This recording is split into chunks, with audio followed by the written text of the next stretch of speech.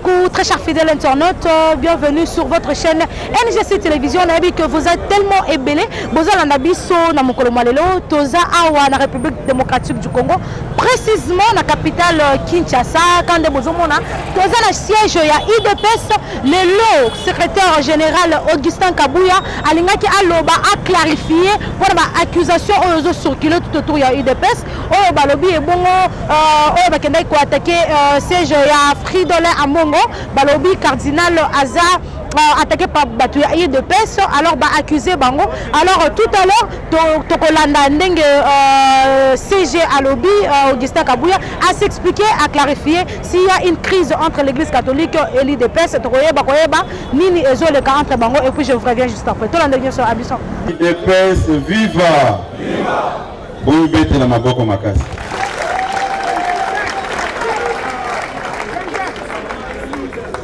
Lelo bate mususu bakozanga musala bakokende na chômage parce que namoni bato ebele baza s'approcher na makambo moko po bazwaka moyen kolesaka bana na bandako na koyebisa bino boye IDPS viva! IDPS viva!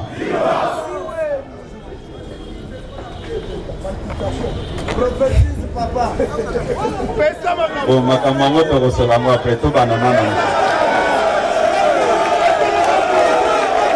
IDPS viva! To kosola makambo nyonso. Mais na ebisi bino kake bato ebele lelo bakozanga musala. Musala nini? Musala ya songi songi. Musala ya oye awa tosali communication na biso pendant 1h30 mais yo zwi kaka 10 secondes au résumé matinée na biso nyonso. Olobi vraiment nasali musala. Ce n'est pas important. Mais tokolobela ba makambo nyonso awa lelo puisque eza normalité. Nakanisi semaine oto oti koleksa awa tobengisaki ba représentant na biso na ba province bayaki awa pona kozwa ba instruction na niveau ya hiérarchie na biso ndenge toyebisaki bato ebele biso oza préoccupé na élection na 2023. Bien. Très bien. Il faut élection esalement na 2023. Oui. Mais je me rends compte que les gens sont en train d'aimer une chose et son contraire. Ba débat o ezako selema. D'ailleurs, ebele babangisa kinga lelo. Ba ebisi batindi ba message ebele na ba réseaux sociaux. Secrétaire général bakotinde lo batukuna. Soki osali kaka boye bako abattre yo na matinée ya lelo. Ngai na yebisi bango boye. Nayebisa kabino soki lelo bomoni balaksi bino ke cercueil wana mutu aza na kati eza Augustin Kabouya, c'est-à-dire le Seigneur a permis que ça se passe ainsi. Vie ya mutu nyonso Nzambe nde azaka na dernier mot. Mais à ma grande surprise nayoki lelo tobwaki expertise na méritocratie pembeni tokotsi makambo ya bikolo nako loba boy nayoki bato ebele basali ba audio ebele balingi ko se rattraper parce que bazwi bakoko sona IGF balobi babenga bato ya bikolo na bango, biso bato ya ekolo songolo pakala, totelema vie ya tata cardinal eza en danger, na koyebisa ndeko wana boye. Cardinal azalaka na ekolo te. Cardinal aza cardinal na biso nyonso ba Congolais. Toyokani. Cardinal aza cardinal ya Baluba, aza cardinal ya Baswahili, aza cardinal ya Bakongo na Bangala. Vous ne pouvez pas ternir l'image d'un cardinal pour vos intérêts politiques de cette manière. C'est honteux. On peut avoir des divergences de vie, mais comme un débat, wana si le plan clanique tribal T, le cardinal est cardinal de tous les Congolais. Les choses doivent être dites clairement de cette manière. Évoquer les problèmes sous l'angle tribal, c'est ternir même l'image de ces cardinals. Ce n'est pas correct, c'est immoral même. Les gens pensent qu'ils peuvent se rattraper derrière cette affaire. Ce n'est pas sérieux. Le cardinal n'a pas de tribus, n'a pas de clan. C'est un cardinal pour tous les peuples congolais. S'il y a des divergences de vie entre cardinal et un Congolais, cela ne vous donne pas le courage de faire des audios après avoir été chassé dans des entreprises où vous étiez responsable. Vous pensez qu'en parlant de cette manière, le cardinal va vous applaudir. Au contraire, vous avez terni son image à cause de ces discours-là. IDPS viva! IDPS viva! Comme je l'avais dit le dimanche ici, 90% des membres de l'IDPS sont catholiques. Et je me pose des questions. Si vous déplacez le débat sur cet angle-là, vous voulez amener les Congolais où? Il faut tourner la page. Il ne faut même pas s'intéresser à ces gens-là. D'ici là, IGF va déposer les rapports. Ils seront devant les cours et tribunaux pour répondre. Qu'ils ne se cachent pas derrière un dossier qui n'a rien à voir avec nos appartenances claniques tribales. IDPS viva! IDPS viva! Les gens doivent arrêter. Je le répète, cardinal n'a pas de province. Cardinal n'a pas de clan. C'est un cardinal pour toute la République démocratique du Congo. Ça ne sert à rien de développer les discours pour montrer que non, vous êtes les vrais défenseurs des cardinals. Comme si le cardinal a un problème avec une province. Ce n'est pas sérieux. IDPS viva! IDPS viva! J'ai appris encore qu'il y avait des menaces qui pesaient sur des confessions religieuses. Soyons sérieux. Il y a eu un groupe de jeunes gens qui protestaient à la Senko, qui se faisaient passer pour les jeunes de la Mouka. Est-ce qu'on les avait oubliés ou bien on n'a pas voulu parler d'eux? Puisqu'ils ont été chassés par la police, c'est connu de tout le monde, et les images avaient fait le tour des réseaux sociaux. IDPS viva! C'est pourquoi je vous ai dit tout à l'heure que les gens vont partir dans les chômages. Il y a certains qui sont venus ici comme des mercenaires, dépêchez rapidement, allez là-bas.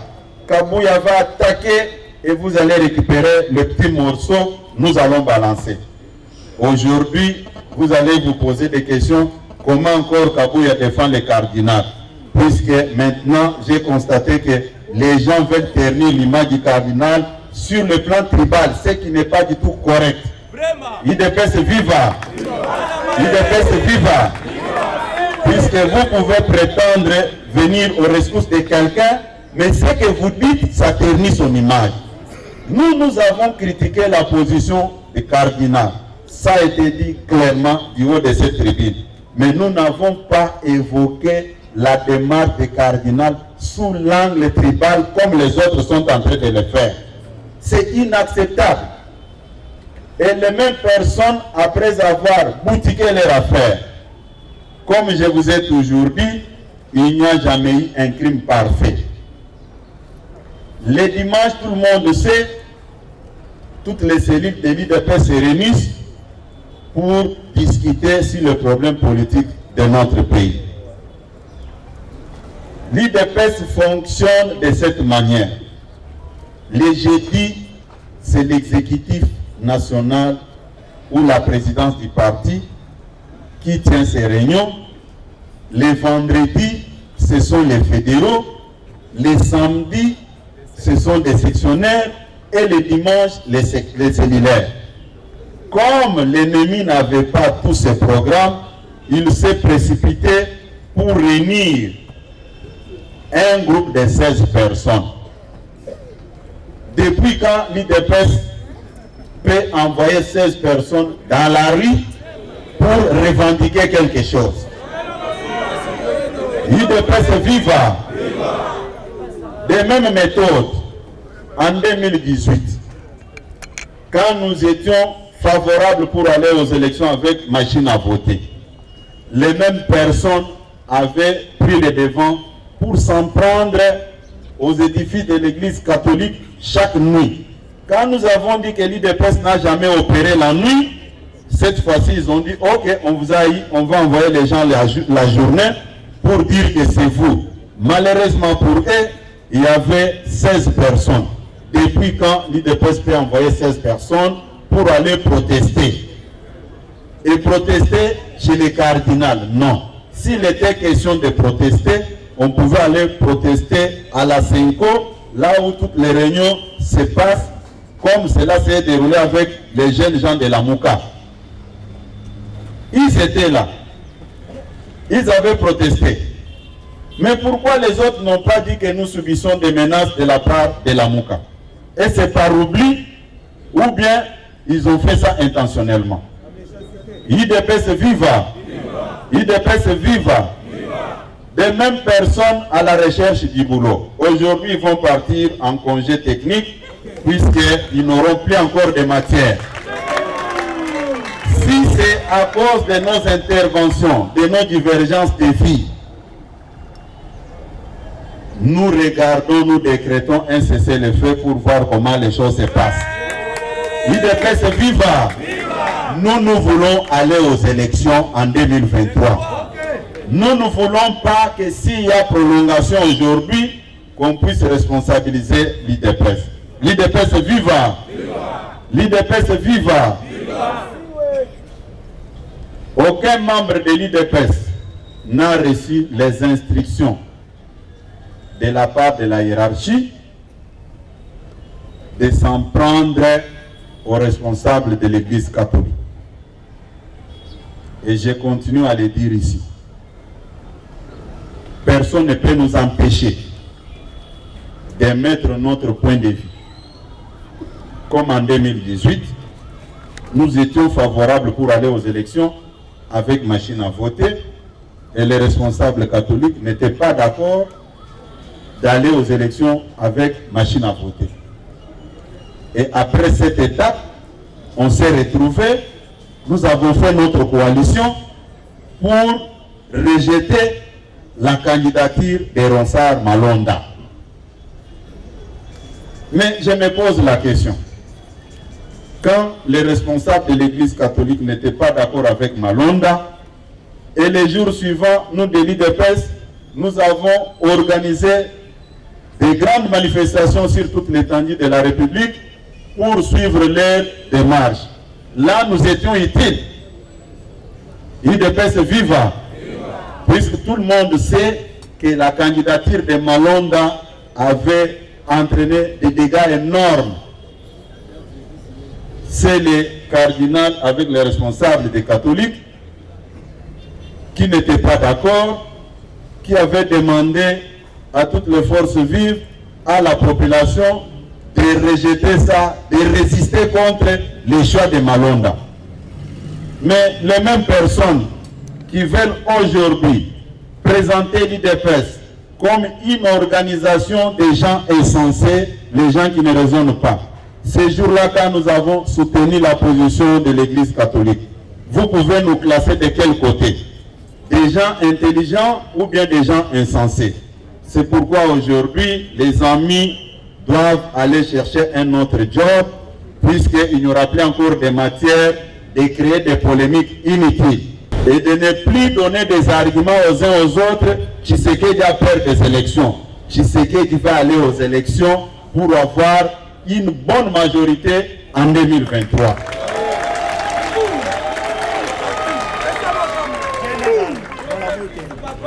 Ce n'est pas pour rien que nous avons demandé à tous nos responsables de nos structures de base d'être présents. Nous allons vous présenter tous les responsables ici présents qui ont déjà reçu certaines logistiques du parti pour faire leur travail.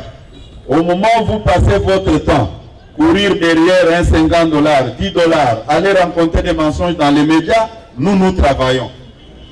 En 2023, nous les disons, nous allons partir aux élections. Il n'y aura pas d'excuses en 2023.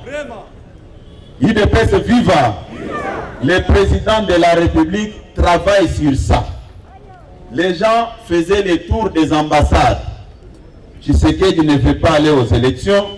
Vous avez suivi, son secrétaire général a parlé de recensement. Or, le mot recensement est consigné même dans la Constitution. Mais, quand ça a été dit par les responsables de l'IDPS, c'était devenu un crime. Les gens étaient dans tous les médias, critiquaient l'IDPS, ils ont peur des élections, ils ne veulent pas aller aux élections. Aujourd'hui, nous avons dit, avec ou sans recensement, l'IDPS va aller aux élections pour mettre fin à ça. IDPS viva! IDPS viva! Que les gens se tranquillisent. Quelqu'un fait circuler encore un petit morceau de vidéo. Dans cette vidéo, il prend l'extrait d'une matinée politique que j'avais tenue à l'enceinte de cette permanence. Il dit Botala, Kabuya Zolo Bake Kabila Pesa Bango pouvoir. C'est très méchant et malhonnête. Il faut prendre la vidéo dans son intégralité et suivre tous les messages. D'abord, j'avais dit ceci. Personne ne peut nier à l'IDPS la qualité d'un parti politique sérieux et d'avoir des responsables constants. Personne ne peut nous nier cette qualité-là. Et je l'avais dit ici, que même Kabila était conscient que l'IDPS est un parti sérieux.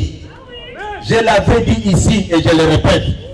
Mais certaines personnes, dans leur malhonnêteté, ils ont coupé seulement comme ils ont l'habitude de le faire pour nuire. Nous, à notre niveau, nous n'avons pas le temps de se justifier, de commencer à expliquer aux uns aux autres. Je pense que certains, comme ils sont là, ils disent, mais Lelo allié nini? Non, n'allié non comme mon côté. C'est toujours la même personne qui est devant vous. Je suis secrétaire général, j'assume mes responsabilités et tout mon propos.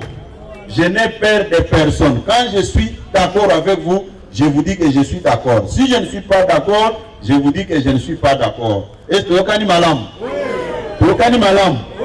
Moi, je la maboko bana Félix Tshisekedi.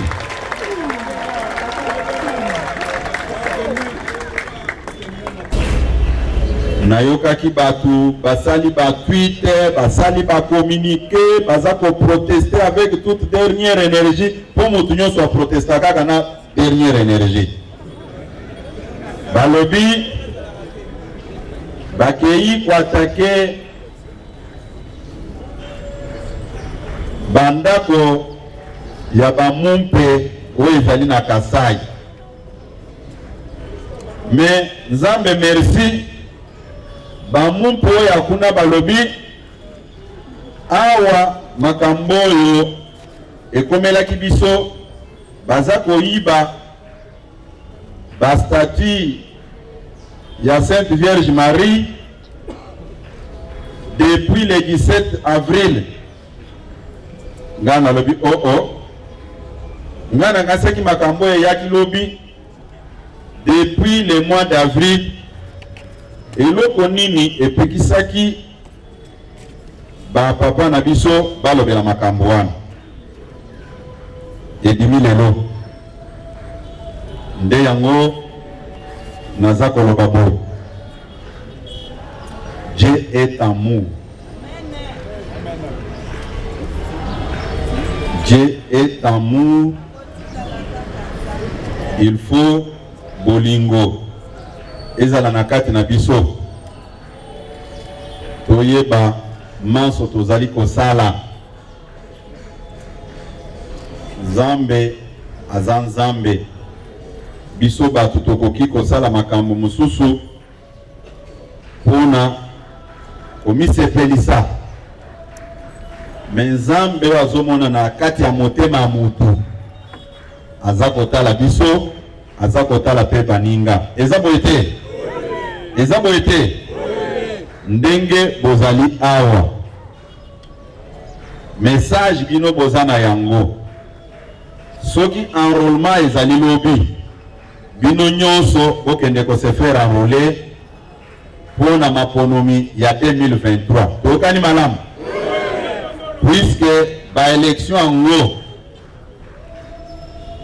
ngai na lobaki boy oyo ba proclamer lokola na sepelaki que to gagner na magistrature suprême o nyonso elandi na s'inclinaki IDPS viva moko natala kabatu baza koloba boy kabuya wana aza incapable ya se faire élire mais azotia kaka munoko azoloba na kombo population nini natala kabatu wana naza koseka na lobi soki boye bakamutu boza ko affronter bolingaki bosenga abandon avant même ko déclencher makambo wana.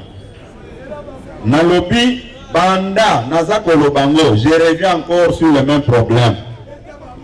Tango tosalaki martyr awa tosali yango Kabuya secrétaire général de l'IDPS martyr etonda na lança défi depuis toton sa martyr. Pourquoi c'est la Covid-19? Puisque na yoki ba musu bazolo ba bango bazo sala ba matinée Covid ekewapi. Mais na moni ba matanga moko yuti koleka mikolo nyonso ba tukutu epele koleka. IDPS viva. Covid en jour on esilaki? Non, basi ba yebisa biso comment qu'on se protéger. Na lobaki boye tous les secrétaires généraux bakola nangai na ba chef na bango batombe sa martyr yango. Comment quelqu'un qui n'est pas populaire ou yazaki élité mais chaque fois ce qui a l'ancien mot d'ordre de Alikambo c'est toujours des marées humaines. Mutuana eza solo baponaki ete mususu akoloba bamusu bazo ya par curiosité curiosité bakoti pe na stade bavandi na bango. IDPS viva. IDPS viva. Naza koyebisa bino boye totika ko provoquer makambo, totika ko provoquer makambo tokozala na capacité à kotelemisa yango te. Babiloko nyonso ya komonter tout babiloko de gauche à droite croyant que bako stopper elan ya mokonzi ya mboka. C'est une bataille perdue d'avance. Mokonzi ya mboka kokende kaka de succès en succès.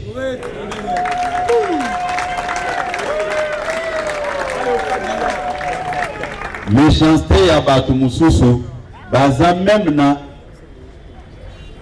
en moko balingi te ke babenga tata mokonzi ya ekolo na kombo ya Tshisekedi pona bango Chilombo Mengana tunaka mais eza kosala bino eloko nini soki olobi Félix Tshisekedi Tshilombo tu perds quoi pona bango bayebi ke kombo kaka ya Tshisekedi wana c'est une valeur ajoutée bobetela Etienne Tshisekedi maboko makasi.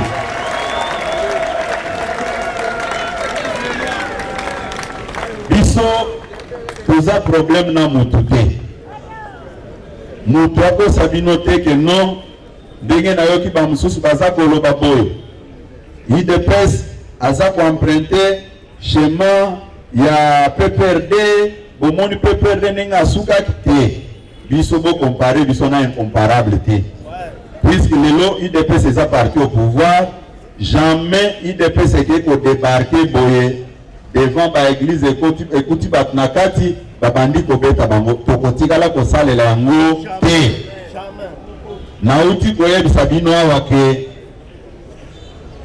cardinal aza cardinal ya bakongole nyonso eza boye te mais soki omoni mutu ake kozwa cardinal akole na ekolo na bango mutu wana il faut balandela malamu eza boye te eza boye te eza même na bomba musu bakolo ba message azweli information ngo wapi selon ba service nanga cardinal aza d'accord te na ba audio wana asepelaki na yango te tokani malamu c'est-à-dire ndeko lokola yebi ke chef aza sima na ye alebina kendo chende la kotoyo IDPS viva IDPS viva mutu ata moko te aya kokosa bino que non biso awa na kati awa nayebi en commençant par mes collaborateurs qui sont ici derrière bao baza koyebisa bino ke IDPS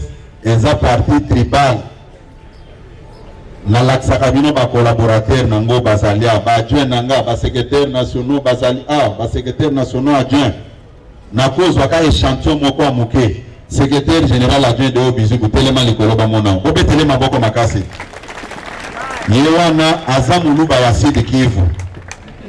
Ah oui, aza muluba ya Sud Kivu tokani malamu bazoloba eza parti à baluba puisque les gens quand ils n'ont pas d'argument baza koluka babiloko musu ezanga mutu na makolo bobetele maboko lisusu makasi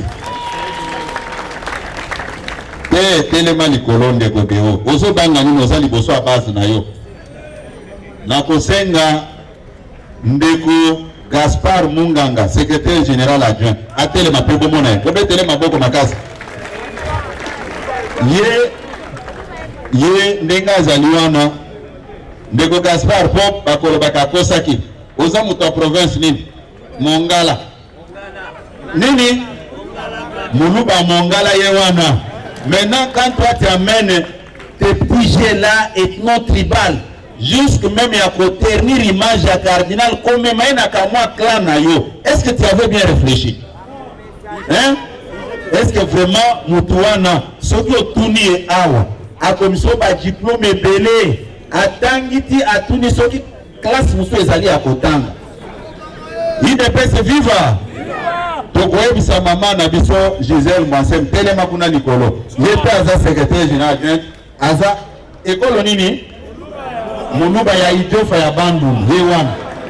Bon sikoyo batu oyo baza ko propager partout ono IDPS eza ya baluba eza nini parti mo place na bango ba kende sen pepe ba soigner bango IDPS viva IDPS viva. Naza nalobi boye makambo il faut kolobela yango puisque ce n'est pas sérieux que les gens normaux babanda ko développer ba discours moko boya ko séduire les petits esprits et le tribalisme place ezawapi natuni ata osa motema mabande nini nalobi eloko tribalisme place ezawapi eza discours oyo nayokaki oyo et réduire la valeur d'un cardinal na position moko ethno-tribal clanique. Or le cardinal est cardinal pour tous les peuples congolais.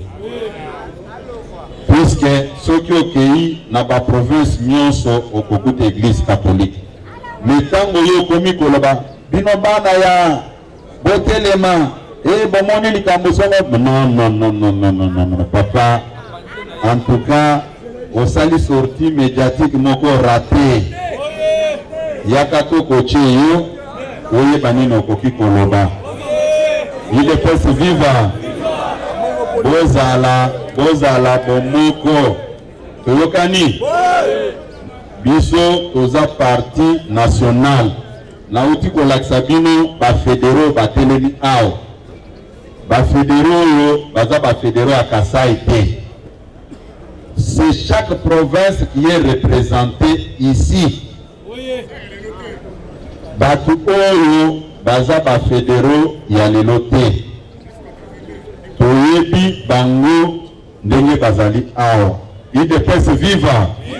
UDPS viva.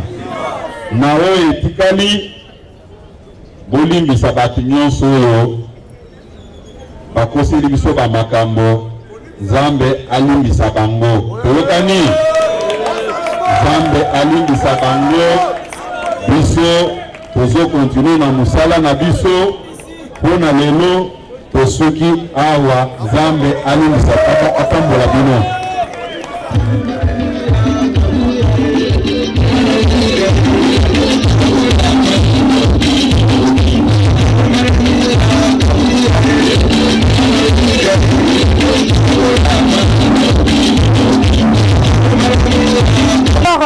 Bandeko bauti kotala ndenge Augustin Kabuya auti ko s'exprimer, auti ko loba, auti ko expliquer, auti ko clarifier nyonso ezoleka entre crise entre l'église catholique et l'UDPS, le parti du peuple si je peux dire. Alors bon meka ko décortiquer sur yango, bon répondre biso na ba commentaire, bon meka ko expliquer biso oyo bino bo comprendre par rapport à ndenge alobi, ndenge par rapport makambo zo circuler sur le net, partout sur les télévisions. Merci beaucoup na bino nyonso, ba très cher internautes na linga bino mingi, bon continuer ko s'abonner na NGC télévision. NGC télévision tozaka ba to bureau te to kitana na terrain, to ba nozo ba vie à population, to célébrer ba balado, bon comprendre qu'est-ce qui se passe réellement dans la République démocratique du Congo. Merci beaucoup à celui qu'on appelle Maître Mardoché Sélé. Merci beaucoup mon bras droit caméraman Maweja. Moi c'est Eliezer Kazam. Bobe na biso ko hésiter ko ben na biso te, na numéro est affiché na bas écran na bino.